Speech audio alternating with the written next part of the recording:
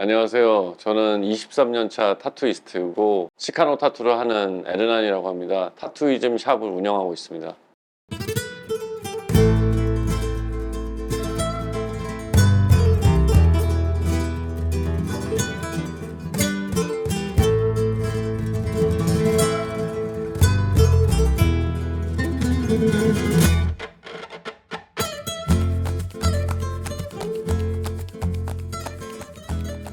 치카노를 선택한 건 제가 타투를 처음 시작한 게 멕시코에서 타투를 시작해서 그때 블랙 앤 그레이를 처음 접하게 됐고, 그 블랙 앤 그레이를 하는 과정에서 뭐 멕시칸들이 즐겨하는 그 치카노라는 타투 장르를 알게 돼서, 저는 어렸을 때도 만화를 좋아했었고 그 만화에 나오는 뭔가 그런 B급 감성이 되게 저한테는 되게 멋있어 보여서, 그래서 치카노를 선택하게 됐어요. 그 전에 타투는 그 뭐 사람들이 말하는 집에서 하는 핸드 포크죠. 그런 형태로 다 문신을 했어요. 그래서 실제로 타투라는 거를 제가 처음 접한 거는 타투라는 잡지를 제가 어렸을 때 봤었는데, 그걸 보고 타투가 정말 이렇게 그림 형태로 표현할 수가 있구나. 제가 봤던 건 뭐 사이고마, 내 일심, 뭐 그냥 동네 불량배 형들끼리 자기들이 했던 그 타투밖에 못 봤어요. 그러다 보니까 저런 타투가 되게 멋있다라는 거는 제 머릿속에 있었는데, 지인 동생이 멕시코에서 타투를 처음으로 받고 한국에 왔었는데, 이제 그걸 보고서 나 저걸 배워야 되겠다 이런 생각이 들어서 멕시코로 가게 됐죠. 저는 첫 해외여행이 그때였어요. 그리고 그때 당시만 해도 뭐 해외여행이 그렇게 막 일반화돼 있지는 않아서 해외를 가는 게 되게 어려웠지만, 근데 일단은 타투를 배우고 싶은 생각이 있었는데 한국에서는 타투를 배울 만한 데가 없었고, 정식 타투를 하시는 분들이 있었겠지만 제가 뭐 찾을 수가 없었어요. 그래서 이제 멕시코에 가게 됐고, 언어가 안 되니까 처음에는 이제 멕시코 가방 가게에서 일을 했어요. 한 3개월 정도. 그래서 이제 언어를 좀 습득하고 그 다음에 이제 타투를 배우게 됐죠. 처음에는 저도 이제 돈을 내고 수강생으로 들어갔다가 더 이상 뭐 진척이 없어서 이제 다른 샵의 스승을 만나서 그분하고 같이 있게 됐죠. 그래서 저는 오히려 한국에 왔을 때 좀 문화 쇼크가 있었어요. 왜냐면 멕시코에서 타투를 배웠기 때문에 체계적으로 지금 우리가 운영하는 샵처럼, 그때 당시엔 이미 그 멕시코에서는 그렇게 운영이 됐었는데, 한국에 왔을 때는 다들 뭔가 혼자서 독학하신 분들이 많아서 처음에는 문화 쇼크가 있었어요. 저도. 문제는, 저의 문제점은 한 가지였던 게, 처음에 이제 멕시코에서 타투를 배우다 보니까 치카노에 기반으로 한 블랙 앤 그레이를 제가 배우고 그걸 연습해서 왔는데, 한국에 오니까 그때 당시만 해도 아직은 깡패들이 타투를 하던 시기라서 이레지미를 원하는 손님이 주로 주 고객층이었어요. 이레지미 공부를 다시 한국에 와서 거꾸로 하게 됐죠. 제가 블랙 앤 그레이를 기반으로 하니까 희석액을 써서 타투를 했었는데, 그때 당시만 해도 타투를 받는 사람들이 대부분 블랙 잉크로 그냥 블랙 워크처럼 작업을 했기 때문에 손님들이 컴플레인 많았어요. 색이 빠졌다. 다른 친구들은 다 시꺼먼데 제가 한 거는 좀 흐리다. 이런 얘기도 많이 들었죠. 사실 그 시작점이기 때문에 저희는 좀 어떻게 보면 그때 시대의 사람들은 좀 알리기가 쉬웠던 것 같아요. 왜냐면 지금은 뭐 타투하는 사람 인구가 너무 많고 아티스트가 좋은 실력이 있어도 자기를 알릴 통로가 별로 없었는데, 그때는 정말 타투하는 사람끼리는 서로 이름만 대면 누가 있다는 정도도 알았고, 사실 실력에 비해서는 많은 뭐 관심이랑 뭐 이런 것도 많이 받았죠. 그래서 좀 쉽게 올라간 편이에요. 그때 시작점은. 솔직히 그 사람들이 가지고 있던 아이덴티티나 그림에 대한 어떤 스타일은 사실 지금 친구들하고 별반 차이는 없다고 생각해요. 왜냐면 그거는 이제 아티스트 고유만에 갖고 있는 감성이니까. 근데 다만 이제 기술적인 테크닉적인 면에서는 상당히 큰 차이가 있었다고 생각해요. 뭐 라인이 뭔가 뭐 변화가 있거나 뭐 컬러가 빠지거나 뭐 이런 일들은 많았죠.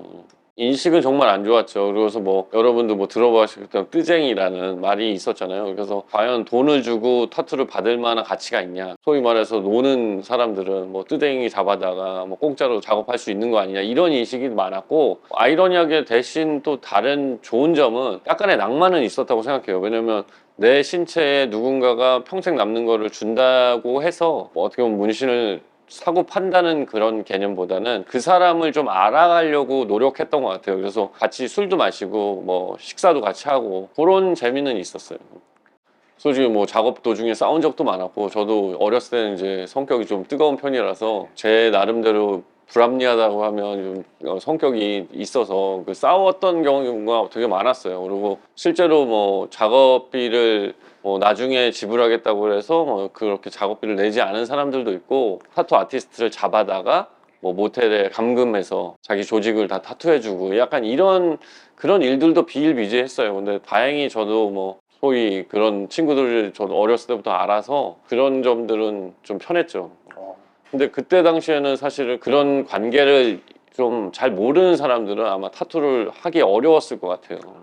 그때 당시 신기한 경험이 많았던 게, 뭐 손님이 이제 와서 제가 이제 세팅을 하고 손님이 안 계시길래, 그래서 어디 갔지? 그래서 한참 찾다 보니까 작업실에 좀 약간 코너에 이렇게 있는 공간이 있었는데, 그 뒤에서 을 주사기로 을 하시고 있는 거를 제가 봤어요. 그래서 이게 뭐 하는 거냐, 그래서 내쫓았던 기억도 있고, 에피소드는 뭐 되게 많아요. 근데 뭐 한 사람 한 사람 다 기억하기는 어렵고, 지금 갑자기 떠오르는 건 신해철 씨도 제가 머리에다 문신을 해드린 적이 있었는데, 그 형님도 그 타투를 하면서 많이 가까워졌었는데 돌아가셔서 그때 또 안타까웠고, 세월호 사건 났을 때 그 가족 중에 돌아가셔서 온 가족이 그 동생을 위한 타투를 받으러 오신 적이 있었어요. 그래서 제가 무료로 타투를 해드렸던 기억도 나고, 타투가 아트라고 믿는 이유가 그 사람의 몸에 제가 그린 그림이 평생 남는 건데, 그분들이 나이를 먹고 변화되는 과정도 많이 보고, 정말 가난했던 사람이 부자가 된 경우도 있고, 뭐 정말 돌아가신 분들도 있고, 그런 기억 하나하나가 저한테는 되게 좋은 일이라서 그게 사실 저희가 타투를 하는 이유고, 그 사람들에 대한 기억은 지금도 다 남아 있어요. 그 박재범 씨하고는 이제 예전에 그 잡지 촬영 때문에 만나서 이제 그 다음에 몸매 뮤직비디오도 제가 참여해드렸고, 뭐 이효리 씨, 뭐 지드래곤도 타투 했었고 꽤 많죠. 근데 일일이 다 기억이 안 나고요. 뭐 왜 건달들만 타투를 하는가? 정말 셀럽들이 타투를 많이 하면 타투 이미지가, 사실은 뭐 우리가 그렇잖아요. 뭐 어떤 사람이 그것을 갖느냐에 따라서 좋은 시각이 있을 수 있고 나쁜 시각이 있을 수 있는데, 지금은 사실 문신 돼지 육수충 뭐 이런 얘기가 있는 것처럼 편향된 어떤 사람들이 갖고 있으면 부정적인 시각으로 변한다고 생각해요, 타투가. 그래서 처음에 왔을 때는 좀 셀럽들이 타투를 많이 했으면 좋겠다. 그래서 저는 제일 그래도 연예인들 중에 박재범이랑 지디 씨가 그래도 타투를 좀 일반화 시켜주고 좀 인식을 변화시켜주는데 많은 도움을 주시지 않았나, 이런 생각이 들어요. 처음에 한국에 왔을 때는 되게 힘들었어요, 사실. 왜냐면 타투에 대한 인식이 너무 안 좋고, 저희가 막 걸어 다니면 아주머니들이 저 마귀 새끼들 봐라 뭐 이런 얘기를 많이 들었어요. 그리고 그때는 이제 타투가 일반화가 안 됐으니까 목에 문신이 있거나 긴팔을 문신을 하면 정말 사회 악으로 봤는데, 저는 제가 아티스트라고 믿고 이 직업을 선택했기 때문에 그런 부정적인 시각이 되게 힘들었어요. 왜냐면 제 인생을 걸고 하는 일인데 사람들이 좋게 봐줬으면 좋겠다는 생각이 들었고, 또 그러다가 이제 2008년 정도에 제가 이제 의료법 위반으로 처음으로 처벌을 받게 돼요. 근데 그때 처음 알았던 게, 나는 나 나름대로는 아티스트라고 믿고 내 작업을 충실하고 열심히 하지만 이 사회가 바라보는 건 난 범법자고 우리가 그냥 범법 행위를 하고 있구나라는 걸 깨달았을 때 제 인생을 부정받는 느낌? 그런 생각이 들어서, 이건 이대로 남으면 안 되겠다 해서 뭐 합법화 운동을 시작하게 됐죠. 그게 저의 첫 계기였어요. 그리고 타투는 사실 법이 없잖아요. 이거는 불법이 아니라 무법이에요. 헌법 어느 내용에도 타투라는 뭐 문신이라는 게 명칭이 없잖아요. 그런데 우리는 그냥 사법부에서 타투는 의료행위다라는 어떤 판례로 여태까지 계속 이게 내려온 건데, 법이 없다는 거는 무법인 거지 불법은 아닌 거예요. 근데 판례 때문에 우리가 처벌받는 게 제일 문제잖아요. 그래서 저는 그 처벌을 없애려고 처음에 합법화 운동을 시작했고, 17대 18대 때 국회의원실에도 뭐 자주 가서 간담회도 하고 뭐 여러 가지 정치 현황에 대해서 제가 들여다본 결과, 세상은 결국 자본에 의해서 움직인다는 걸 알았어요. 개혁을 해서 신직업 창출이 되고 우리한테 세금을 거둘 수 있다면 정부한테 도움이 되지만, 사실은 그 관계에 있는 뭐 의료단체나 뭐 그 외 국회의원들은 사실 그걸 원치 않는다는 거를 어떻게 보면 알게 된 거죠. 지금은 그래도 다른 젊은 친구들이 타투를 많이 좋아하고 또 전 세계적으로 붐이 되다 보니까 의식이 많이 변했다고 생각해요. 지금 좋아졌다고 생각해요. 타투가 이제 의료법 위반으로 이거를 받는 이유는 의료법 4조 1항의 침습 행위 때문에 그런데 사실은 우리가 의료 행위라고 이렇게 처벌을 받지만 그거에 맞는 뭐 카이로테라피, 뭐 아키펑션, 수지침, 유사 의료 행위도 상당한 넓은 포지션을 갖고 있는데 우리만 합법이 되면 그 외적인 거는 명분이 사라지게 되죠. 침습이라는 명분이. 그러면 그들은 우리를 풀어주고 나머지 큰 산업에 부딪힐 수 있으니까 그래서 일단 반대를 하는 거고 지금도 뭐 합법은 꼭 해야 되는 일이라고 생각하고 앞으로도 뭐 그 일에 대해서 동참하고 열심히 하겠지만 그 일을 보면서 제가 느낀 거는 우리가 규제를 풀기 위해서 또 다른 규제를 결국 만들어야 된다는 거예요. 이제 법이 만들어진다면 예를 들어서 내가 하면 예술인데 네가 하면 예술이 아닌 경우 그걸 우리가 논할 수가 없잖아요. 그러니까 이거는 기술로 지금 가고 있어요. 가끔 이제 동생들이 뭐 저 기술자나 작업자라고 자기 작업물에 대한 어떤 겸손을 표현하려고 그렇게 표현한다고 생각하지만 저는 이게 타투가 그냥 기술직이거나 그 수준에 이르면 작업자라고 표현하는 건 좀 어렵다고 생각해요. 왜냐면 우리는 그림을 그리는 사람이고 사실 타투 아티스트지 기술자라고 이렇게 우리를 하는 건 아니라고 생각해요. 근데 정부에서는 저희를 기술자로 보잖아요. 그래서 어느 정도의 수준에 오른 기술자에게는 타투이스트를 할 수 있는 권한을 주겠다라는 어떤 그런 규제를 만들지 않으면 그 법을 운영할 수가 없어요. 그런데 사실 이게 잘못된 가닥으로 가는 거지 외국처럼 허가제가 아니라 그냥 신고제로 나는 타투이스트야. 나는 타투 샵을 운영할 거야. 그러면 니네가 뭐 의료적인 어떤 문제점은 니네가 체크해. 이렇게 돼야 맞다고 생각하는데 우리나라는 자꾸 뭔가 어떤 국가고시처럼 어떤 기준을 제시하고 그 기준에 맞게 그 사람들을 교육하고 교육사업해서 그 테스트를 통과해야만 너는 타투이스트가 되는 거라고 한다는 게 사실은 좀 문제가 있다고 생각해요, 저는. 타투를 시험 본다면 도대체 어떤 시험을 봐야 될까요? 라인 긋는 법. 근데 어떤 라인은 통과고 어떤 라인은 불합격이라고 한다면 그 선은 도대체 누가 정할 것이며 사실 저는 타투를 시험 제도화 시키는 건 되게 말이 안 된다고 생각하고 어느 나라에도 그런 제도는 없잖아요. 근데 우리나라 정부에서는 그걸 원하고 또 의료단체도 그걸 원한다는 거를 알았어요. 왜냐면 그거는 결국 금전적인 이득이 있겠죠. 뭐 학원 교육 사업이라든지 뭐 기관들의 행정 업무를 할 수 있는 그런 사람들을 고용할 수 있게 되니까. 근데 그런 걸 알고 나서 오히려 합법화에 대한 의지가 점점 약해지게 된 것 같아요. 법이 없는 건 정부의 탓이지 저희의 탓이 아니잖아요. 그래서 판례를 바꾸는 거예요. 저희가 타투를 하면서도 뭔가 불법적인 어떤 처벌을 받지 않는 그게 사실 제일 바라는 점이에요. 합법화를 정말 원하고 그렇게 해야 되겠지만 어떤 규제를 만드는 법은 사실 저는 좀 반대하는 입장입니다.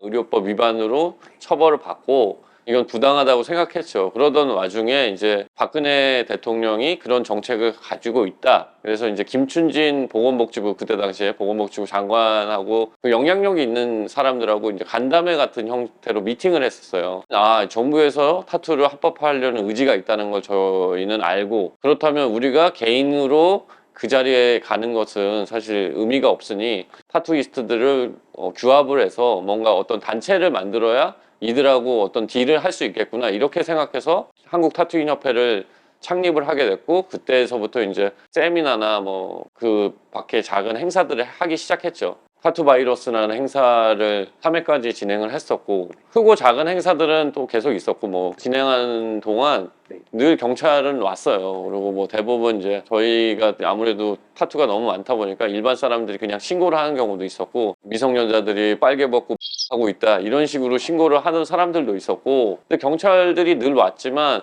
그래도 그때 당시에는 타투인 협회를 저희가 운영하고 있었고 또 보건복지부 장관이랑 뭐 그때 당시에 뭐 그 외적인 사람들을 저희가 알고 있었기 때문에 행사는 그래도 무사히 마칠 수 있게 됐었던 것 같아요.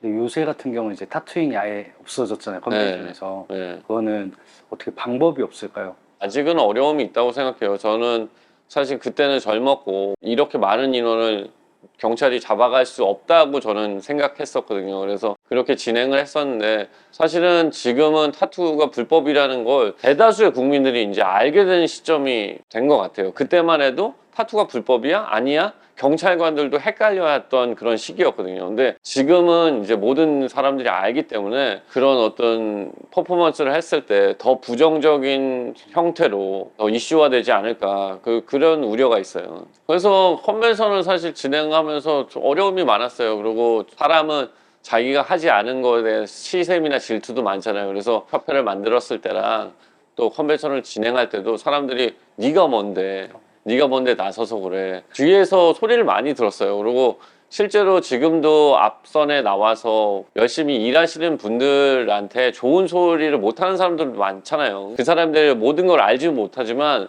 응원은 못할 만큼 질투하고 시기하고 뒷담화가는 사람은 분명히 존재한다고 생각해요. 그래서 저도 처음에 그 일을 할 때 한동안 사람 만나는 게 무섭다는 생각도 많이 했어요. 우리나라는 뭐 악플이 많잖아요. 그래서 저도 그 악플을 되게 많이 받았고, 과연 내가 내 사비를 들여서 이렇게 정부 청사 뛰어다니고 뭐 사람들 만나고 이런 것들, 저의 노력이 그냥 다른 사람들 볼 때는 그냥 돈 벌려고 저래, 쟤는 명예욕이 있어서 뭐 회장하려고 저래, 학원 차리려고 그래, 너무 많은 그런 소리를 많이 들었어요. 근데 그런 것들이 점점 몰라주면 몰라줄수록 아, 이 사람들이 되게 무섭구나 그러면서 정말 하기 싫다는 생각이 많이 들었었고, 실제로 2회 컨벤션 때는 늘 마이너스였고 800만 원의 그 빚이 있어서 그건 제 사비로 다 갚았어요. 근데 사실 그런 것들이 저를 더 뛰게 했던 것 같아요. 왜냐면 그래 두고 봐라, 내가 언젠가는 한번 멋있게 보여줄 거야, 이런 생각이 있었던 것 같아요. 그래서 지금은 저도 이런 행사들을 많이 참여를 못하고 오히려 동생들이 그 자리를 메꿔주길 바라고 있어요. 그래서 이번에 컨벤션도 뭐 이의구 씨랑 그 임동경 씨랑 그 외에 친구들이 그 엑스잉크랑 컨벤션을 계속 유지를 하고 있었는데, 그 행사에 저도 함께 참여를 해서 같이 이제 컨벤션을 이번에도 준비하고 있어요. 아마 7월에서 9월 정도, 확실한 그 시간은 아직 대관 때문에 말씀드리기 어렵지만 여러분들이 많이 참여해 주셔서 타투 좋아하시는 분들은 진짜 축제의 장처럼 함께 소통하고 뭐 나누고 뭐 즐거운 시간 보냈으면 좋겠습니다. 모든 사람들이 그러겠죠. 타투 시작하면 아, 정말 타투를 잘하고 싶다, 그리고 타투를 통해서 뭔가 내가 어떻게 보면 유명해지고 싶고 사람들한테 인정받고 싶은 욕망이 있잖아요. 그래서 저도 어렸을 때는 그게 되게 강했고, 어떻게 하면 더 내 타투가 더 빛날까 이런 생각을 많이 했던 것 같아요. 근데 타투도 시대에 따라서 변화했잖아요. 예전에는 뭐 깽문화였고 조폭들이 하는 거가 이제 어떻게 보면 타투였고, 그게 이제 어떻게 보면 일반화돼서 세계적으로 붐이 일었는데, 한국도 이제 시대 정신에 맞춰서 이제는 타투가 뭐 잘한다 못한다의 개념보다는 개인의 취향이라고 생각해요. 그래서 내가 어떤 아티스트를 선택할 때는 그의 취향이 그의 아티스트의 작업물과 잘 맞았기 때문에 그를 선택하는 거잖아요. 그래서 제가 이 시대에 아직도 타투를 하고 있기 때문에 저를 타투를 받는 사람들이 그 맞는 역할을 할 수 있는 작업을 계속 해야 되겠다, 이런 생각을 하고 있고, 어렸을 때는 뭐 무작정 열심히 했던 것 같아요. 근데 지금은 솔직히 그렇게 열심히 한다기보다는 제가 할 수 있는 한계점을 알기 때문에 제가 하는 안에서 최선을 다하고 지금 시대가 요구하는 작업물을 계속 만들려고 노력하는 중이에요. 예전의 에르난과 지금의 에르난으로는 사실 많은 갭 차이가 있죠. 사실은 이거보다는 잘 될 줄 알았어요. 예. 저는 뭐 지금 개인적으로는 제가 하는 작업 열심히 하고 또 좀 그림을 그리는 시간을 좀 가지려고 노력하고 있어요. 그리고 저도 이제 나이가 좀 50이 넘었으니까 뭔가 체력 관리도 잘 하고, 오히려 외부적인 거보다는 제 내부의 힘을 좀 기르려고 노력하고 있고, 그렇지만 또 제가 핫하게 계속 유지를 하려면 해외 컨벤션이나 또 뭐 참여할 수 있는 것들은 제가 힘닿는 데까지 하려고 하고 있어요. 타투는 뭐 결국은 자기 몸에 그 고통을 참아가면서 돈 내면서 즐기는 문화라고 생각해요. 되게 가볍게 생각하는 사람도 있고 무겁게 생각하는 사람도 있겠죠. 그건 저마다의 각자의 철학에 맞게 타투 많이 사랑해 주시고, 또 자기가 좋아하는 아티스트의 그냥 그림만 좋아하는 게 아니라 그 사람의 삶도 좋아할 수 있는 그런 문화가 됐으면 좋겠습니다. 네. 지금까지 에르난이었습니다. 감사합니다.